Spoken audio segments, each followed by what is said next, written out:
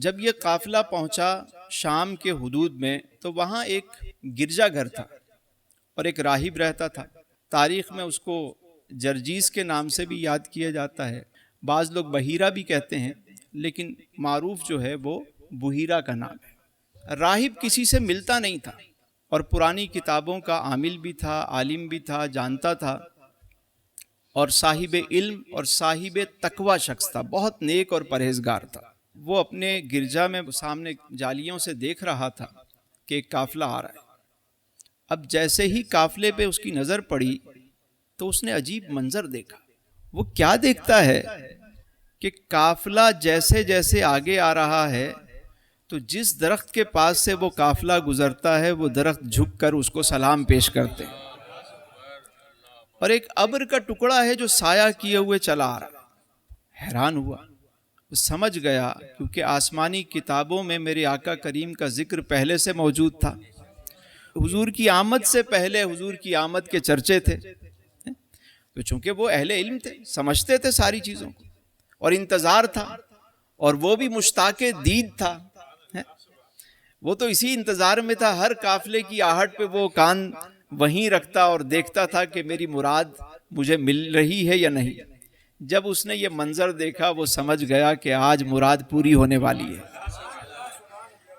جیسے ہی وہ قریب آ کے قافلہ ٹھہرا ایک درخت کے پاس تو اس نے منظر کیا دیکھا، جو بڑے احباب تھے وہ درخت کے ساتھ سائے میں بیٹھ گئے، اور ایک بچہ ہے وہ قریب ہی، اس کو جگہ نہیں ملی سائے میں تو وہ دھوپ میں جا کے بیٹھ گیا۔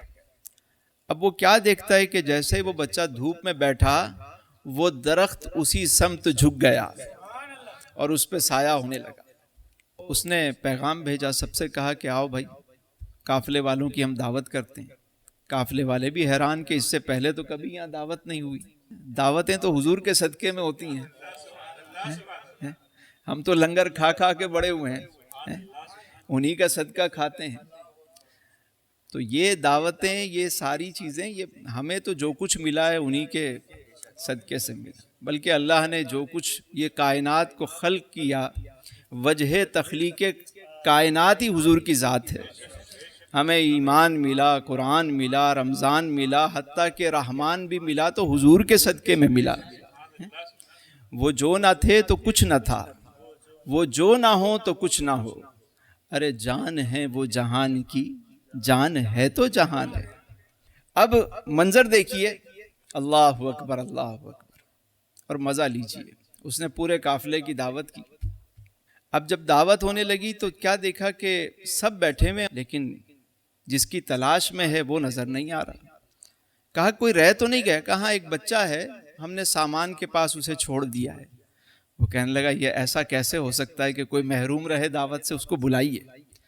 جیسے حضور اندر تشریف لائے تو وہ آپ کے چہرے انور کو دیکھ کے ہی سمجھ گیا کہ یہ اللہ کے رسول ہیں۔ اب پوری دعوت میں وہ حضور کے چہرے انور کی زیارت کرتا رہا، ٹکٹکی باندھ کے دیکھتا رہا۔ دعوت ختم ہوئی، جب لوگ ادھر ادھر ہوئے وہ آپ کے قریب آیا اور کہنے لگا کہ لات و عزیٰ کی قسم، میں جو تم سے پوچھوں مجھے بتانا۔ حضور علیہ السلام نے جب لات و عزیٰ کا سنا تو آپ نے فرمایا میں سخت بیزار ہوں ان ناموں سے، ان بتوں کا ذکر میرے سامنے مت کرو۔ اچھا، اس نے بھی چیک کرنے کے لیے نام لیا۔ جب یہ جواب ملا تو فوراً کہا کہ تمہیں اللہ کی قسم جو میں پوچھوں وہ مجھے بتاؤ۔ میرے آقا کریم نے فرمایا پوچھئے۔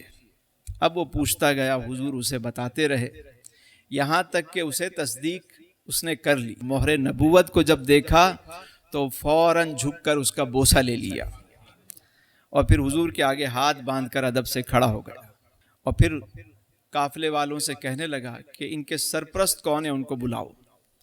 جناب ابو طالب تشریف لائے تو پوچھا کہ بچہ آپ کا کون ہے؟ آپ نے فرمایا میرا بیٹا ہے۔ اس نے کہا نہیں، آپ کا بیٹا نہیں ہو سکتا، کیونکہ ہم نے جو کتابیں پڑھی ہیں اس میں بتایا گیا کہ وہ بچہ یتیم ہوگا۔ آپ نے فرمایا کہ ہاں یہ میرے بھائی کا بیٹا ہے، ان کے والد کا انتقال ہو گیا۔ کا والدہ؟ آپ نے فرمایا کہ والدہ کا بھی انتقال ہو گیا۔